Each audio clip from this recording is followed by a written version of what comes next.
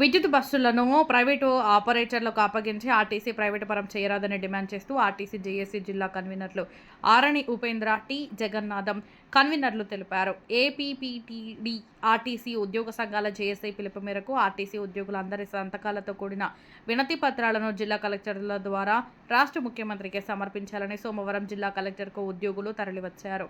ఈ సందర్భంగా నాయకులు భాస్కర్, మురళి మరియు జిల్లా కన్వీనర్లు మీడియాతో మాట్లాడుతూ రాష్ట్ర ప్రభుత్వం ఆర్టీసీ ద్వారానే విద్యుత్ బస్సులను కొనుగోలు చేసి ఆర్టీసీ ఉద్యోగులతోనే నిర్వహించేలా నిర్ణయం తీసుకోవాలని కోరారు. స్త్రీ శక్తితో పెరిగిన ప్రయాణికుల సంఖ్యకు అనుగుణంగా వెంటనే సుమారు 4,000 పైబడి కొత్త బస్సులు కొనుగోలు చేయడం, ఖాళీ పోస్టులను భర్తీ చేయడం, ప్రజలకు మరింత మెరుగైన సేవలు అందించేలా ప్రభుత్వమే చర్యలు తీసుకోవాలని కోరారు. ఈ కార్యక్రమంలో నాయకులు మోహన్, గణేష్, సురేష్, బాబు, హరిబాబు, కుమార్, మురుగేష్, వినోద్ కుమార్, గోపి, మణి, వేలు, కర్ణ, బాల, నూర్బాషా, జేఏసీ సభ్యులు తదితరులు పాల్గొన్నారు.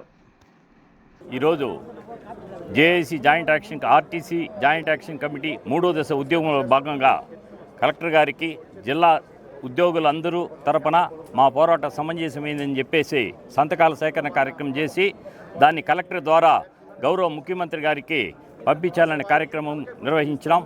మేము చెప్పేది ఏమంటే మేమైతే ఎలక్ట్రానిక్ బస్సులను స్వాగతిస్తూనే దాని యొక్క తీసుకొచ్చే దాంట్లో విధానంలో మార్పులు, ఇబ్బందులు, దాన్ని ప్రధానంగా డిమాండ్ తీసుకొచ్చినాం.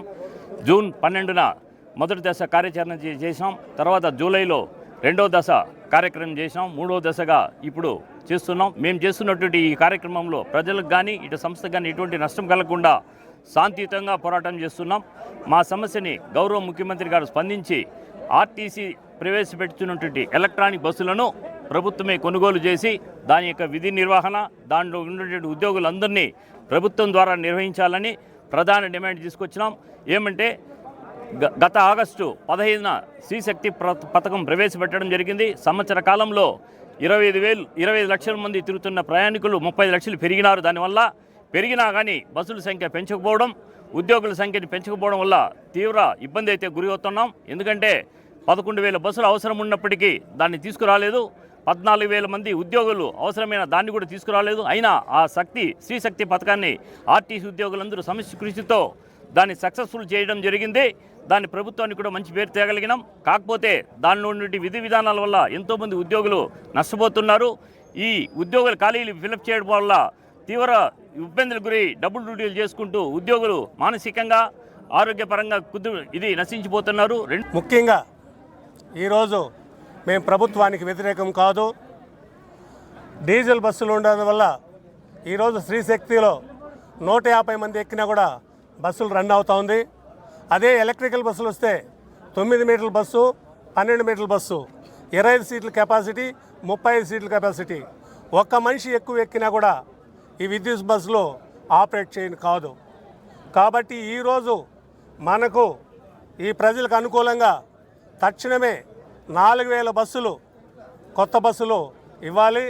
అదేవిధంగా రిక్రూట్మెంట్ కూడా 10,000 మందిని రిక్రూట్మెంట్ చేయాలి. ఈ శ్రీశక్తి వల్ల ఎంతో మంచి పేరు వచ్చింది ప్రభుత్వానికి. కానీ దీనివల్ల మేము వర్కర్లుగా చాలా బలైపోతున్నాము. ఇక్కడ రిక్రూట్మెంట్ లేదు. అదేవిధంగా డబుల్ డ్యూటీలు ఆర్టీసీలో తెలిసిన విషయమే. ఆరోగ్యంగా చాలా ఇబ్బంది. కాబట్టి దయచేసి మా విన్నపాన్ని ఆలకించి కొత్త బస్సులు విడుదల చేయాలా. ప్రజలకు కూడా మెరుగైన సేవ అందించేదానికి మాకు అనుకూలంగా ఉంటుంది. కాబట్టి మా జేఏసీ కమిటీ ఇచ్చిన పిలుపు మేరకు దశల వారీగా మేము ఉద్యమానికి పోతున్నామని ఈ సభాముఖంగా తెలుపుతున్నాం. జై హింద్. అన్ని కలెక్టర్ ఆఫీస్ ముందు కలెక్టర్కి మెమోరాండం ఇవ్వాలని జరిగింది. అందరూ ఉద్యోగస్తులు సంతకం చేసి ఇచ్చాము. ఇదన్నీ సీఎంకి ఇవ్వాలని. ఎందుకంటే ఎలక్ట్రిక్ బస్ అంటారు. ఎలక్ట్రిక్ బస్ అంటే మాకేమి హ్యాపీ, సంతోషం, స్వాగతిస్తాం. ఉండే టెక్నాలజీ ప్రకారము దాంట్లో 50 మంది 20 మంది పడతారు. అదే ఆర్టీసీ బస్సులు అయితే 150 మంది కూడా ఎక్కేసి పోతూ ఉంటారు. అదేవిధంగా మనకు ముఖ్యం ప్రజలకు కూడా అసౌకర్యం కలుగుతుంది. అసౌకర్యం. ఎందుకంటే 150 బస్సులు 150 మంది కూడా ఉంటే కూడా హ్యాపీగా పోతుంది. ఆర్టీసీ బస్సు అయితే, ఎలక్ట్రిక్ బస్సు అయితే 50 మంది 20 మంది 30 మంది పైన పోదు ఉండే టెక్నాలజీ ప్రకారం. కాబట్టి ఖచ్చితంగా ఆర్టీసీ బస్సే ఉండాలా, ఆర్టీసీ నిర్వర్తించాలా. అదేవిధంగా రాష్ట్ర ప్రభుత్వం ఏదనుకుంటే స్త్రీశక్తి మేము వ్యతిరేకం కాదు. స్త్రీశక్తి గురించి మేము ఆర్టీసీలో చాలా ఇది చేశాము. కాబట్టి ఖచ్చితంగా ఆర్టీసీ నిర్వహించడం మనసారా కోరుకుంటే అవకాశం అందరికీ థ్యాంక్ యూ సార్.